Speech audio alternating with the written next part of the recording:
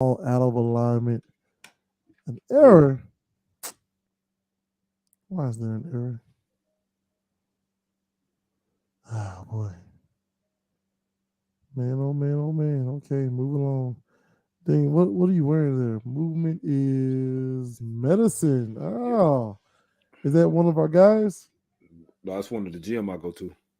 Well, it's the gym I go to, and that's one of their logos. See, ladies and gentlemen, this is where he's supposed to call out the name and let them know, hey Oh, man, we freedom, appreciate. freedom. Hey, my bad. Freedom Fitness. First of all, I ain't know the hell we were live. You got me. But anyway, Freedom Fitness in Wentzville, Missouri, man. That's shout out to my boy Ty, Deron, and the whole crew. That's where we get it in at every day. Every day. Sounds good. So you guys are the ones who are keeping the balance of me not getting it in. Is that what you're saying? No, you keep the balance your damn self if you're not getting in. Ain't got nothing to do with us.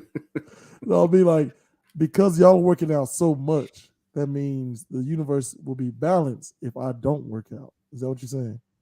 No, if you work out, you're balanced the universe. You're a big guy. So just think if you work out and put on some damn go. Just think about if you worked out and got back to that Vandy side, boy. When you came back with Vandy, I'm like, hey man, I don't know if I'm gonna pick on this guy no damn more. I can't throw no joke. You could have grabbed and threw me in the Cumberland River back then, boy. You still can do it except now. you still did. I did, man. Nothing stops the dean that go. Let's start the show. Hey, it's all love, man.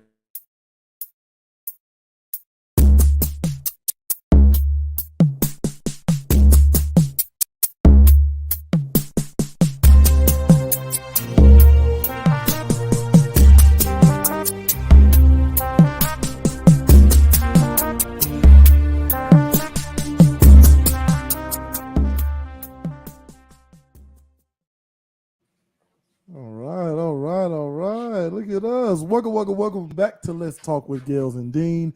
I'm your host, Gales, and as usual, to my left is. Man, it's me. It's your boy, insane, Mr. Dean.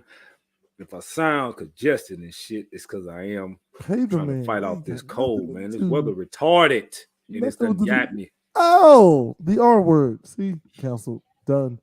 Over. Finito. This What? is now the last show. I hope you guys have enjoyed us. What? I said weather.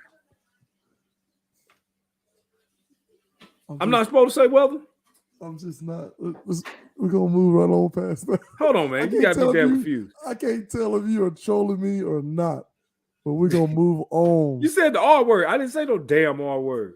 Okay, my bad. Maybe I misheard. Yeah, I Whatever. said weather. Okay, so what I'm saying to you, or here's my question: what are you rocking over there? Movement is Movement is medicine. The medicine. gym I go to, Freedom Fitness here in Wentzville, Missouri. Well, I'm not in Wentzville, Missouri, but it's in Wentzville, Missouri. This one of their shirts that they do. It's one of those gym. It ain't like your normal gym. It's not like a for say like a Harvey's. It's not like it. It's one of those like a D1 type of gym. You know the D1 facilities in there in what's that, Cool Springs. They got them in Texas. They got them in Arkansas. It's one of those type gyms. It's like a performance gym. You can go in there. You can get CrossFit in. You can get weightlifting in. You can get a lot of training in. You see the videos. That's why I take my son and my daughter and train them at. So it's one of those type gyms. But he's got everything you need: punching bags, MMA bags, cages. It's all in there. So this is there's a lot of trainers in there. This is one of their logos that they go by. Huh. And me being a member of the gym, I get free shit. And I'm gonna take it. Pay the man. Nothing wrong with that. I like that message. Movement is medicine. Mm-hmm. You could even do the mental thing, right? Like not staying in the same spot mentally. Right. Actually helps And heal you. Forward movement. right. And, Yeah, I I mean, if like. you think about it, all that ties into it. Even what you just said. Don't keep your mind in one spot. Keep it moving. So I like it, man. Sweatshirts come. You'll see me with a couple of these things on as the weeks go by, man. You'll see me with a couple on. I love the gym. Ain't never too crowded. Get in, get your job done. The whole crew there pretty cool. Hell, I like to watch them when they're doing their classes because they actually push people and make people better. So that's a motivating thing in there, man. And Freedom Fitness, it's like ex-Marines that started this. Um, it's from here. The birth of it is here in Wentzville, Missouri. Mm-hmm. But it was some ex-Marines that started it. So if you know Marines, we know some, so you know how they work out is. That's how it's set up. The gym, so it's all that type of working out and stuff. But it's weights and stuff in there. But you know, it's just like it's not your ordinary gym. It's like a performance gym. So that's why I like it. I like it. I like it. I need everybody to get out there. Look, I gotta get moving myself, man. Oh Lord. Yes, you do. I've been trying to tell you that for a while. I've been on you. I know, man. I know we got all of the excuses in the world. And I say we, I'm using that royal we, right? Just others like me. All right. We just have to get moving. The excuses is too much. You got to get moving, man. That's the key. Keep your body moving, because if you don't, you settle for where you at. And you, my friend, being an ex-SEC football player, I don't have to tell you. You know. So long ago. Oh my goodness. That seemed like a lifetime ago, man. Like you talking about almost 2 decades ago, man. Hey, but you did it. A lot of people can't say they played in the SEC. So yeah, I mean, I can't say it either. I mean, I was at a school. I got to see some really cool places. Shout out to UT, Michigan, Florida, LSU, right? But you know, I don't know. Anyway, speaking of UT, to all you Vol fans out there, you know this is the thing about Tennessee Vols. Okay, I'm from Tennessee. I don't dislike Tennessee. I actually like Hendon Hooker, and I hate what happened to him towards ACL on that messed up field in South Carolina. First of all, how can you be in the SEC and you got that terrible of a field? You're in the Southeastern Conference. Everybody's playing on it. Football. How many, you know? You couldn't upgrade that field. That field is terrible. I hear you. That's the worst you field adjust. What they tell you when it rains, it gets sloppy out there. Short, choppy steps, all these things you have to think about. It's hard to do in the moment. I mean, they was having players drop for making sudden moves on that field, man. I just don't understand, like, how are you in the SEC and you don't upgrade your field? So, as you know, if you watch football, Hendon Hooker is done for the season. Towards ACL Saturday.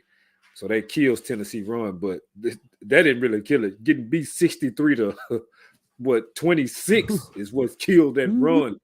My goodness. Oh my goodness. And I'm gonna tell you what make you not like Tennessee. It ain't the Volunteers, it's the damn fans of Tennessee Vols.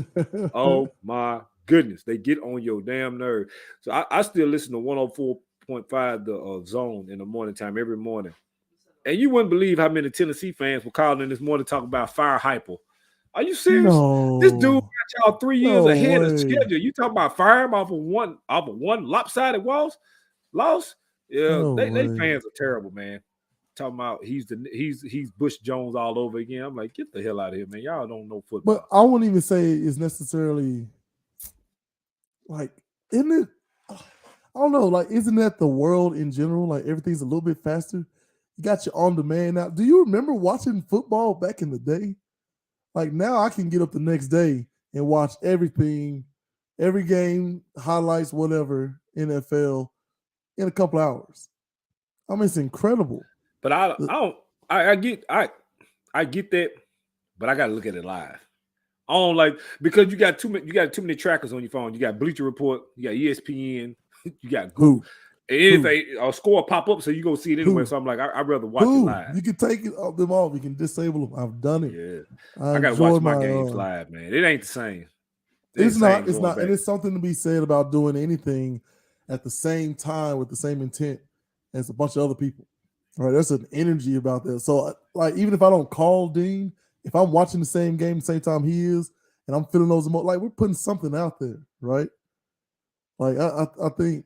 I don't know. I think right now everybody is on that Netflix, Hulu kick where I can get rid of commercials on YouTube now, right? I like, look, give me my stuff right now. So with those UT fans, it seems to me that I don't know. They think that the players look good, so we had that one coach. Boom, we'll be Nick Saban in Alabama. Which that's just not how it happens. But these things still take time. It take time, but he actually got them 3 years ahead of schedule.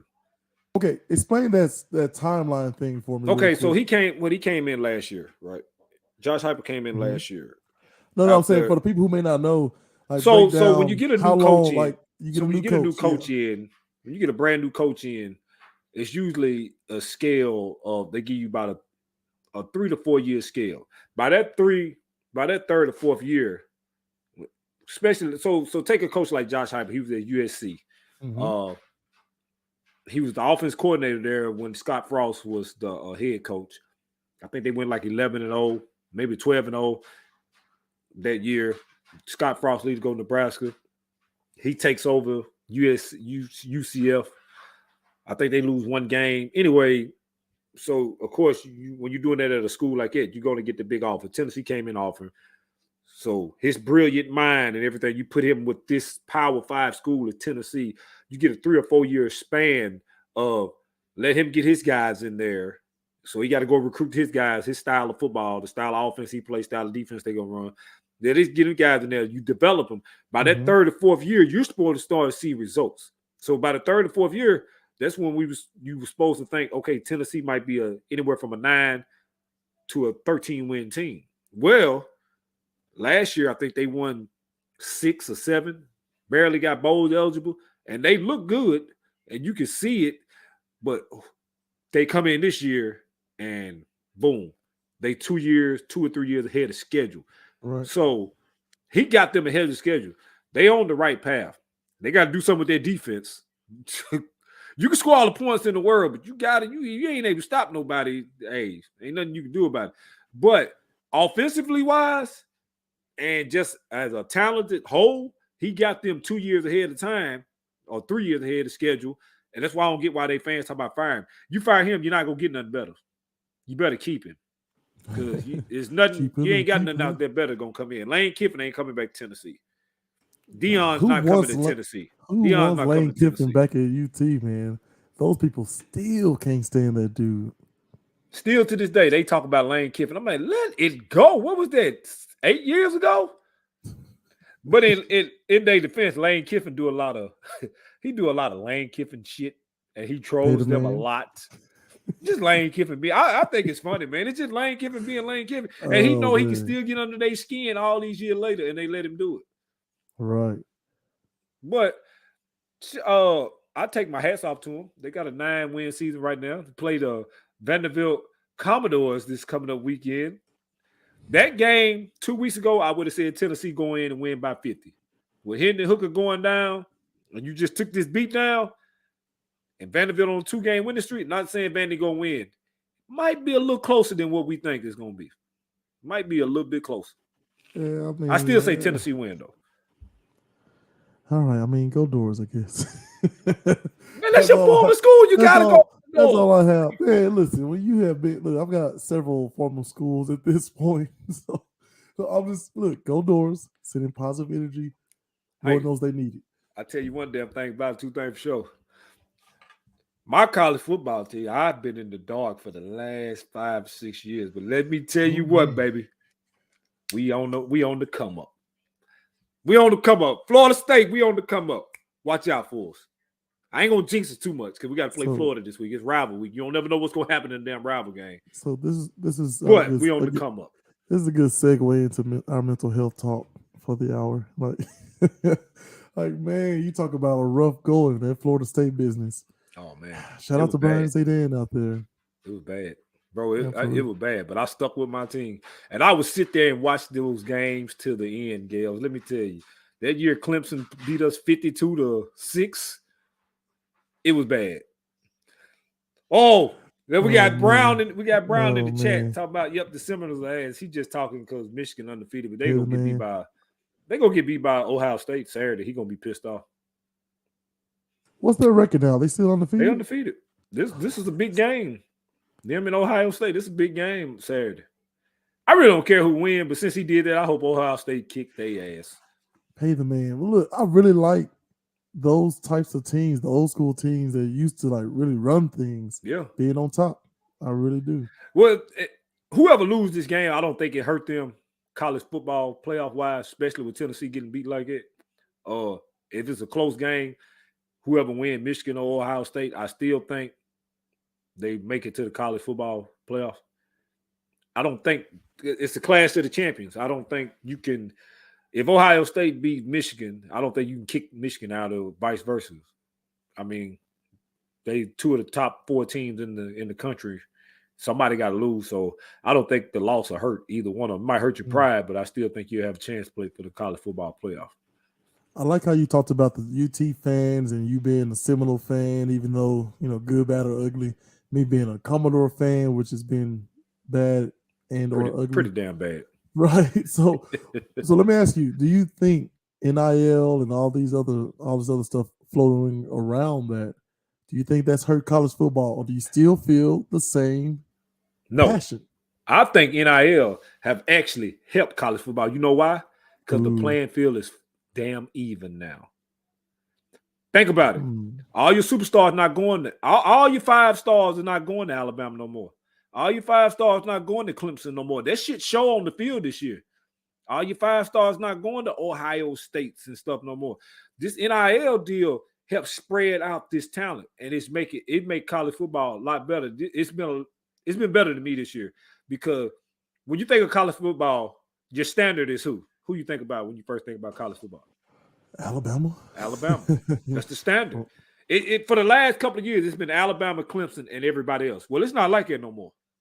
That NIL deal is going to help college football. It's going to be more competitive, especially when they go to an 18 playoff.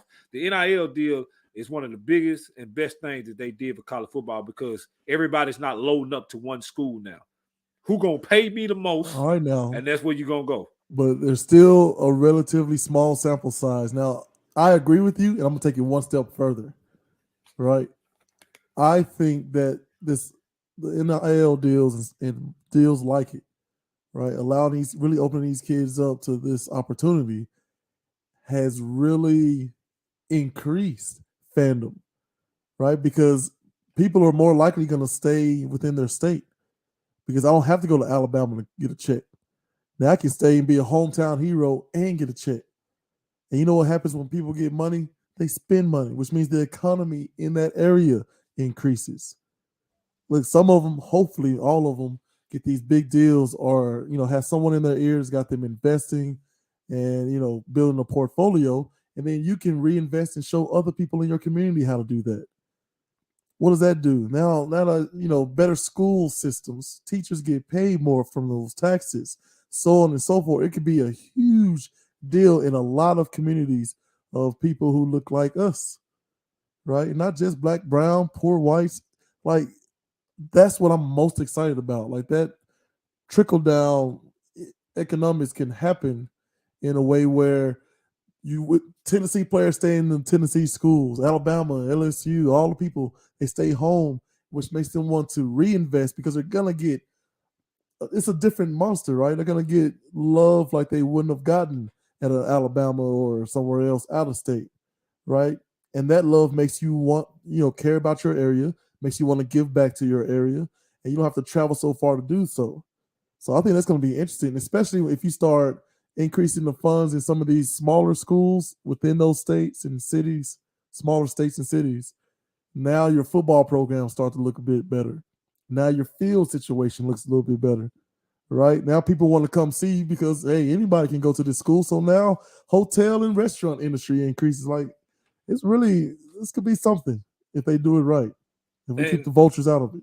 Speaking of Tennessee, still on them, they got to deal with Spire. I think it's like an internet company, some Spire. Anyway, it's if you live in Tennessee, if you get it in the mail, it's the thing is orange. They got the big deal with Spire.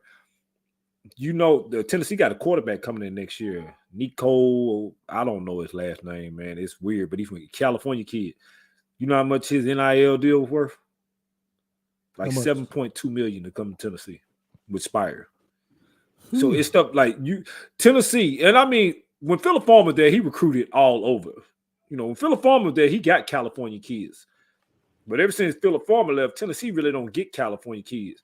So for Heupel to come in, and then now this NIL did, deal. This kid overlooked USC, UCLA, the big schools out there in California, and coming all the way, basically coming across state, coming to Tennessee next year. But 7.2 million at 18-year-old, it look good, don't it? It's kind of hard to turn that down. And that's his NIL deal with Spire. I think Oklahoma, all their offensive linemen signed something with Dodge out there, so they can drive around in any type of Dodge vehicle they want, whether it be a Ram truck, the Challenger, the Chargers. Man, it's a lot. Like I just hope they don't stop pushing it forward, right? Right. If you get too comfortable, then it's just gonna go back to the way things are. Right. But if you keep pushing it and saying like, all right, hey, now we got a coalition of people that we can trust, right? Like, and I don't know if something like this already exists or not, but like NFL players, the ones that have been kind of screwed over, or the ones who have done well, I hope there's like a database where they are sharing that knowledge with these college kids. Then the college kids can talk to the high schoolers, and the high schoolers can talk to the middle schools, because with social media, they do anyway. I mean, these days you're one DM away from anybody on the planet, right? So I don't know. I mean, you and I went to school with James Fitzgerald, who just had a dinner and took pictures with the president of the United States. Like, you know what I mean? That's what, 2 people away, or 1 person away from Joe Biden. Yeah. You know what I mean? The 6 degrees of separation, that whole theory. But I'm just saying, I hope that they are sharing this information so we don't continue with that huge statistic as far as pro athletes going broke. I look at and I'm still talking about NFL, but NIL. But I seen today. Look at what Deion's doing down there in Jackson State. Deion Sanders, all the talent that he has brought in there. Well, I seen today where he's talking to Colorado and South Florida about their coaching vacancy. You get Deion to schools like that got money and can. His name alone gonna get the recruits in there, but you put that NIL back in him. I know Colorado ain't big. It's big enough. I know USF is not big enough, but them are Power 5 schools. You get Deion in one of them schools with his name alone and NIL deal. Do you not know the talent that he will pull at those schools? And it ain't gonna take long. It ain't gonna take long, no. The name Deion Sanders, Prime, is gonna get all those recruits to come. And then now you got NIL backing you. You know, Jackson State, they ain't got NIL money like that. But if you go to one of these big schools, he'll have NIL money doing that. Spark, man, is it up, man? Look, we ain't talked to these people in forever. What's up, Spark? Says I know what he's talking. Yeah, Aaron Foster. Well, go ahead and read it for the people who are just listening to audio only. Aaron Foster got a bunch of flack for accepting tacos from Tennessee. What he talked about? They gave Aaron Foster hell when he was at Tennessee because he accepted meals. Aaron Foster came out later on down the line when he was in NFL, already made a career, made good money. He said, "Yeah, I accepted food and stuff." He said, "We was in on scholarship and we couldn't even afford to eat. Who wouldn't? Like, all this shit been going on. It was just under the table. Money given away, clothes, cars, jewelry, you name it. This been going on in college football since hell before me and you ever even touched the field. It's just legal now. That's it. When you go to college, because you can't work when you play college football. So how the meal plan only gonna go so far. Well, so if I got somebody gonna offer me a steak dinner on a Saturday night or a Sunday after we done played and I did good, yeah, I'm gonna accept it. But okay, so real quick, you're allowed to work, right? Not that many hours though. Hey, so yeah, there's a cap on your hours and there's a cap on how much you can make. Right. But there are situations where, hey, you know, you can go and be, I don't know, you go work with the janitorial system on a weekend, and these kids are getting paid $10,000 for a weekend. Like, that's one way you could do it. The other way is the biggest issue is you can't use your name, image, or likeness in order to make money. So, like, even they would warn us about people trying to give us free haircuts. Hey, you go back home, don't accept any free haircuts. I think at one point, my barber was charging me like $1, right? Like, he'll charge me $1 and then he'll give me 10 or something. It was crazy. It's a different time. But now with all that stuff opening up, Now they're able to use their own name, image, and likeness in order to make money. So now they can sign autographs, they can get paid online. But I don't want people to get trapped in these little bitty shiny trinkets that they're giving you, right? Because these kids still are not getting paid a percentage of TV deals, of networking deals, of merchandising, of tickets, right? None of that stuff, Dean. Concessions, none of that stuff. They're just allowed to monetize like a YouTube channel or whatever, or accept a contract from somewhere. So we still got a long ways to go. But on the flip side, the two big things for me, right, is are these coaches going to, the coaches, the university, like presidents, just everybody involved, are they really going to try to get these kids, first of all, fairly compensated? And secondly, are they going to try to set them up for the future? Not just right now, because the cars and all that stuff, that looks good right now. But 10, 20 years down the road, are they going to be more like a Deion Sanders, who's going to be realistic? Like, he's famous for bringing in, what's her name? It's an Instagram model. What's her name? Brittany Renner, right? He brought Brittany Renner to come in and school his players about Instagram models and what to watch out for, and how the game works. Like, that's thinking outside the box. That's trying to set someone up in the future. Because the reality of it is, we can say just give these kids the money that they deserve or whatever, but the number of 78% of professional athletes or paid athletes go broke just 3 years after retirement. 3 years. If you play for 12, I mean, you go from nothing to having everything to back to nothing within a 15-year span. And then if your entire identity is wrapped up in the football or sports or whatever sports you play, then you don't even know what to do after that. Look at Delonte West. That's a tragic. That's a terrible. Talk about a roller coaster of a story, man. Man, look, I was looking at some. It was a few months back. A little boy and his mama. I think they was at the car wash something, and he walked by, and like the mother recognized Delonte West, and she was telling her son, like, this dude played NBA, and the son didn't believe, so he went there and asked her. And Delonte West was telling him, yeah, I played NBA. He said, and the kid was like, well, I got aspirations playing NBA. He said, well, take care of your business aspect and everything first. I didn't do that. And he said, this is where you wind up at. This man is walking the streets. Man, walking the streets, living the streets. This dude made good money. Delonte West made good money, man. Played for a few good teams. He played in the league long enough to make good money. But I don't think he had nobody teaching him the right way. And look at him now. But it's weird. Like, the idea of you saying make good money, like, what does that mean? Well, you're right, because do they really make good money? Look how much of their stuff get took, and they don't even realize it. Like, when it's all relative, right? Do they make good money compared to you and I combined? Yes. Yeah, hell yeah. I think that's why the fans can look at, all these players and oftentimes side with ownership, right? Oh, the player, there you go, being greedy again. It's like, what? No, he's not the greedy one. It's between the millionaire who's begging to be compensated for wrecking his body for our entertainment, right? Like, there's no comparison. Which one is the greedy one? I'm pretty sure it's the billionaire who's trying to squeeze every dime he can just so he can stunt at, certain venues.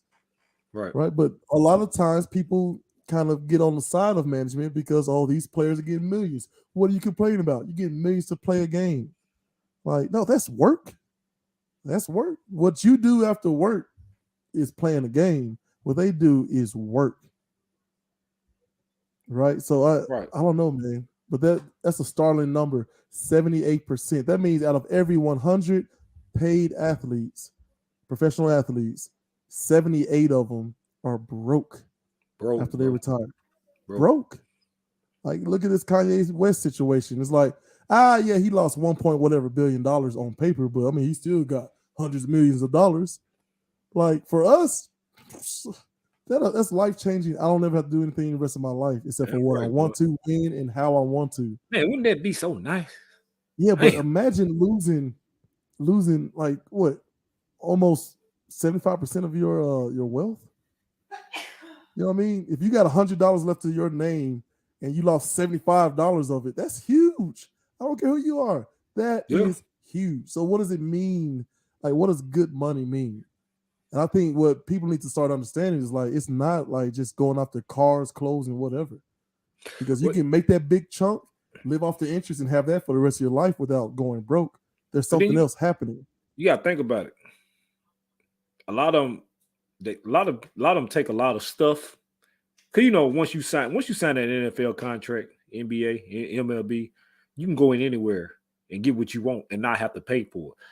But a lot of them don't put in their mind that eventually you got to pay for that down the road. They're gonna come back and want their stuff, and that's where a lot of them get caught up and mess up in, because they go and get 2 or 3 cars right out the back, maybe 2 or 3 houses, all this different type of stuff, and it's just handed to you for free because your agent gonna get that for you. But somewhere down the road, these people coming back for their money, and they're gonna get their money. And a lot of them, that's how a lot of them go broke doing that shit. Well, just like Cuzzo said, right? He says, "No, Tame." Shout out to Tame out there. He said, "No, I'll read my contracts." Like, how important is that? And if you don't want to, don't have the time, can't be bothered, don't understand it, it's okay to ask for help. So when I say it's something deeper, it's something deeper. I'm telling you, culturally, educationally, we are not prepared. And I say we, there's a royal we again, not just talking about black people. I'm just saying people who are not used to having money, we are just simply not prepared for when we actually get money. Mm-hmm. And one of those things, you hire lawyers, you hire financial advisors, oftentimes in that order, because the lawyer's going to watch the financial advisor, right? I mean, it's so much that we just really do not understand or know, because we're not taught that. Because how are our parents going to teach us about investment portfolios when, they were working factory jobs, check to check, taking care of kids and whatever. Mm-hmm. I think the other aspect of it is that mental aspect of like really trying to understand self and what are your values, what are your goals, what do you actually want? He has a lot of these kids. What do you want? Man, I want to go to the league. Okay, why? I mean, how often do we follow up with the why? Yeah. I mean, we tell them all the time, like, hey, man, you better study, be in school, X, Y, Z, all this stuff too, right? Or hey, if you want to go to the league, you got to work hard. All these things. But how often are we approaching them with, okay, why? Sure, man, I'm saying I want to be famous. Well, YouTubers are famous. Right? Why do you want to go to the league? Oh, because I love the game. Right? I mean, you can play that for free. Why do you want to go to the league? Right? You know what? I never looked at it right. But if it's something like, well, I want to get my mom out the hood and get her a house and blah, blah, blah. Like, I want to be able to, if my car breaks down, replace it. Well, you can do that with investments. Who are you really? What is it that you really value, that you really want? Because a lot of times we just get caught into a trap of like, yeah, I want to go to the league. Why? All right. And because, I mean, if you go inner city, 90% of them kids that play ball, football, basketball, baseball, inner city, if you ask them, I think 90% of them will be like, I want to get my mom out the hood, buy a house. And they think that's the only way. Because I damn sure thought that was my only way. Me and you talked about this. Like, I had no plan B. And a lot of them ain't got no plan B. But it's other ways to make it out. Even in sports, is other ways to do it and not go broke doing it. Right. So I never did really think about, like, why did I want to go to the league? You know what I mean? That was my answer too. And I just wanted to, play on TV on Sundays, Saturday, Sundays and stuff like that. But then it's when you get older, you're like, damn, it was a lot of other reasons why I wanted to go to the league. You make it to the league, it opened up doors for other things if you're smart. Look at Shaq. I'm talking about Shaquille O'Neal. No, look at what the NBA opened up from him. Look at all the business stuff he got. Man, look, I mean, seriously. D-Wade. Here are the lessons, right? Here are the lessons. And say what you want about a D-Wade, a Shaquille O'Neal, Magic Johnson, Michael Jordan, or LeBron James. Say what you will about those gentlemen. Like, some of them learned the hard way. Some of them jumped on opportunities right away, right? Michael Jordan was very clear. There's a funny story about him. His mom saying that Michael Jeffries Jordan was the laziest of all of her children. One of the best basketball player, one of the best worker, the laziest out of all of my children. And he just simply made a decision. I want to do this thing so I don't have to work anymore. And that was enough. That was enough. But here's the thing. Here's the catch-22. You do something long enough that passionately, you start to catch you catch feelings for that thing, right? He caught feelings for basketball. But the idea that he jumped on an opportunity that Magic Johnson passed up on, costing him billions of dollars, right? Nike came to him and was like, hey, we got this idea about putting your name on a shoe. It'll be your own personal line. It won't be just Converse. And he was like, nah, I want to be like Dr. J, whatever. And he tells the story better than I do, but he says, it cost me billions. He said, man, Michael Jordan will be making me so much money right now if I took that deal. Yeah. Right? So you can learn from I feel like Michael Jordan learned from a Magic Johnson.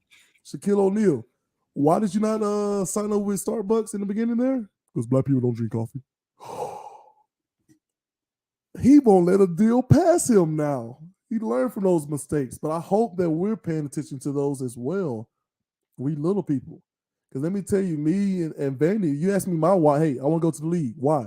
Well, I mean, get my mom, in a better living situation. Make it easier for my sisters, my family, blah, blah, blah, right? Well, if someone would say, hey, man, you can do that in all these other ways as well. Like, that's a huge boost and a jump start to the NFL, playing D1 football. But here's some other things, too. And you need to understand what you actually enjoy. So, Dean, I didn't even want to go to the league. I was trying to use football in order to become a doctor at Vanderbilt. Realized I was way over my head, completely unprepared, right? Mentally, educationally. And then it took me years later to figure out that, I really like math. Oh, I like building stuff with my hands. You know what that is? That's a mechanical engineer. That's a passion. Building things with my hand, using my head. Like, that's a passion. And if I'd have known that then, I could have been a mechanical engineer. And if somebody was in my ear about, all right, take the next 10 years and work at this thing, and you'll be set for the rest of your life. The rest of your life. That means by 28, I would have been set for the rest of my life without football. Now, if I had somebody pushing me with football, it would have happened a lot sooner than that. So that's what I'm trying to get across to people. You really need to do some soul searching. All right, Dean. Sorry. Look, I'm gonna get on my soapbox. No. Because everything you said right. Because, like, I done talked to you about it, man. Like, it was all sports. Nothing. I knew nothing else. I ain't ashamed to. I knew nothing else. If you talk to me, that's 9 times 10. What am I talking about? If I wasn't cracking jokes on your asses, I'm talking sports for years, dude. Well into my 30s, until I always had a passion for coaching, And then you came to me with this idea, and we're doing this now, and I have a passion about it. That's communications in college. I didn't know that shit back then. No, I didn't. So that was my only way I seen out, and I was lost for a long time because I never did have a plan B. I mean, but look at Chico Beans and all them 85 South. Like, the idea that you enjoy telling jokes and making people laugh. You enjoy, I don't care what you feel like. If you're happy, you're going to come out of this feeling happier. If you're sad, you're going to be happy. Like, you like doing that. That's a calling that you have inside of you. Right? You like performing. You like touching people on that level in order to make them feel better about whatever their situation is, right? And like you said, I mean, that's communications. That's theater arts. That's writing. You're going to write these jokes. I mean, there's all kinds of things. So that's what I want people to take away from this, right? Is to start really, really teaching your kids and yourself. So a lot of us adults got to go through that journey. I'm in that journey right now, trying to figure out. I want to help people. I'm not sure how. You ain't the only one. Right. And look, some ways you can help people, and it deteriorates you. Like, I feel like the job I have now is such a tough job, dealing with dementia patients and Alzheimer patients, right? Right. It's so tough seeing these people who are special agents and artists and authors and professors and just all these great things, and just to see them slowly deteriorate and wither away. I never expected how that was going to make me feel. I know I want to help, but I know how I'm helping currently is hard. It's super hard, man. Yeah. I don't know. Hey, man, we've been blabbing on everything except our damn topic of the night. So before we let everybody go, shoot, man. Right. Thanksgiving in sports. Is it a must? Is it a must? Let's see. Do you want to answer this first or you want me to answer it first? Yes, it's a dadgum must. I know people who don't give one care about dadgum sports, who just have it on in the background because it's such a tradition, at least an American tradition. Right? There are 3 games that happen, and you do that around the table with your friends and family. Yeah, I say it's a must. What say you? Oh, it's definitely a must. But when you think about Thanksgiving, man, well, I mean, the only team that pops to mind first is Detroit Lions, because that's the only day they really get national TV recognition. But it's what it is, man. You eat a good meal, you sit down and you watch ball. That's watch sports, man. And like you said, you ain't even got to be a sports fan, but you will sit there and do that on that day. Everybody laugh, everybody get together, everybody you got you tell your old high school stories from playing ball, you tell your old college story from playing ball, and you just tell your old backyard football story playing ball. That brings it out. Or if you go out and play in a turkey bowl that morning, you come back and talk about it. So sports go with Thanksgiving hand in hand. Yeah, it's a must to me. Even if you don't like it, you'll like it for that one day. After you eat them chess pies. Hey, speaking of chess pies, you know people out here do not know what the damn chess pie is? Oh, man. See, now, okay, I want everybody to take a moment. We have got to start filling in these gaps. You should be talking to Chef Jules, shout out to her, or somebody, right, back home, like, hey, man, I need 100 chess pies. Sit up here right now. They don't know nothing about it. They don't know nothing about it. Slice them up and sell them per slice, give her a cut, you take a cut. We gotta start filling in these gaps that go. Business mind don't know. They don't know. They eat like it's like some type of butter, some pie.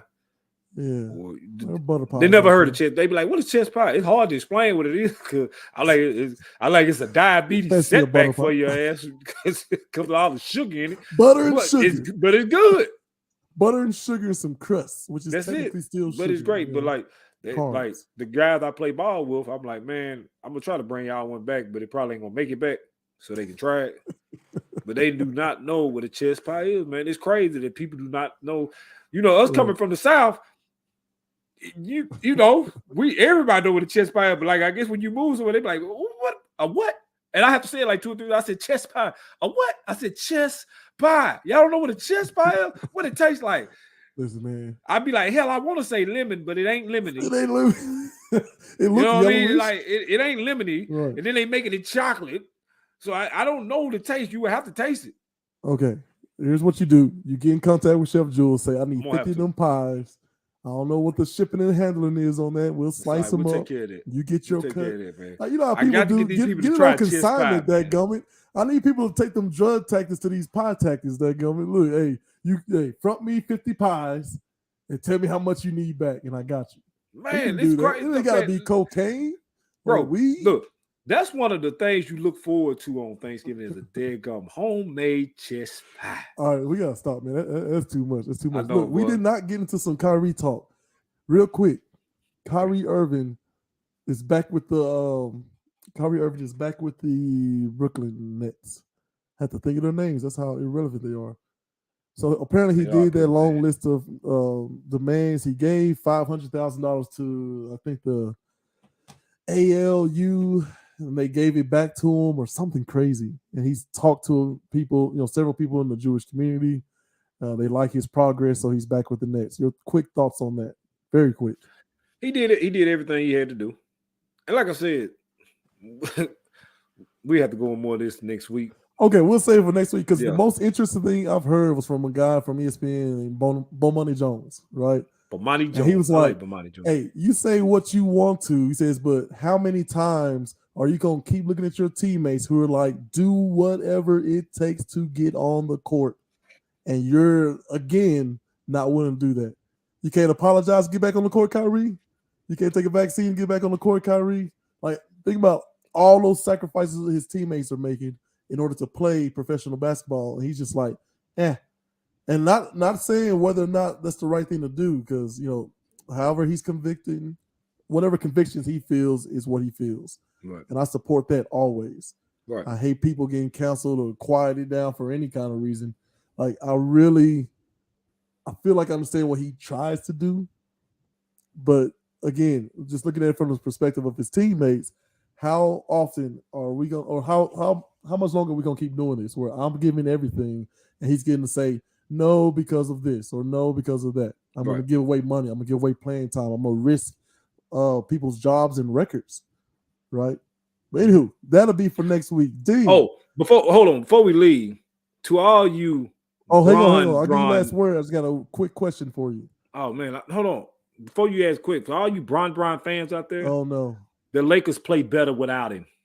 Oh man, just throwing it out there. Well, they on a 3-game winning streak without him on the court. When he come on the court, the shit goes to disarray. Hang on. The Lakers are better without LeBron James on the floor. Lakers. I said it.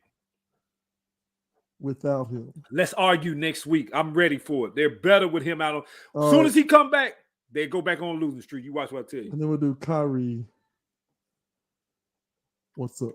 Could they be uptight with his ass on the court? Off the court, Anthony Davis look like the Anthony Davis we know. That's not his frapping fault. Off the court, we've done this all show. Get him out of here.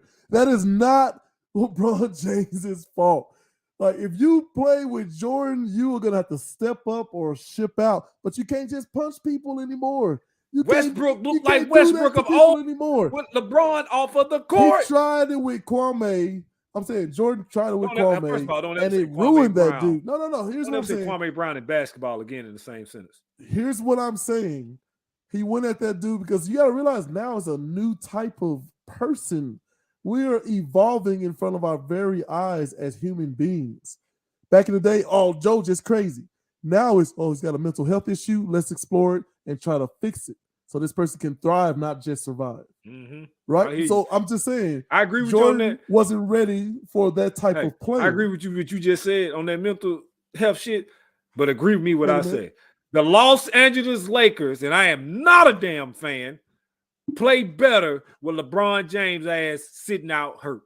Let's argue it next week. All you Bron fans, come on. Okay. I want all the smoke. Okay. I'm ready for it. It is basketball season. It's about that time anyway. Dean, real quick. What's the difference between a man's wallet before and after kids? Shit ain't nothing in it. There are pictures where money used to be. That was a good one right there. that was actually a pretty good one right there. I thought my response was better, but that was actually pretty good. Oh man, look, it's the holiday season. People, the holiday season. Want everybody to enjoy. What is it? 2 more days. Thursday. Eat lots of food. My people out here in the Midwest, please get a recipe for a chest pie. Make it so y'all know what the hell I'm talking about. It's hard to explain what it tastes like. It's just good. And it will give you a diabetes high if you eat too many of them. They damn sure will do that. But appreciate everybody who tuned into the show tonight. We appreciate that. When you're in the chats, we really love that. All you LeBron fans, I need y'all next week because we're going to argue and debate this shit, and I'm going to show you where I'm right at. I want everybody to have a happy Thanksgiving. Eat up a lot. Drink up a lot. Be safe. Don't get behind that damn wheel. Hey, peace and love. Happy Thanksgiving. See y'all next week.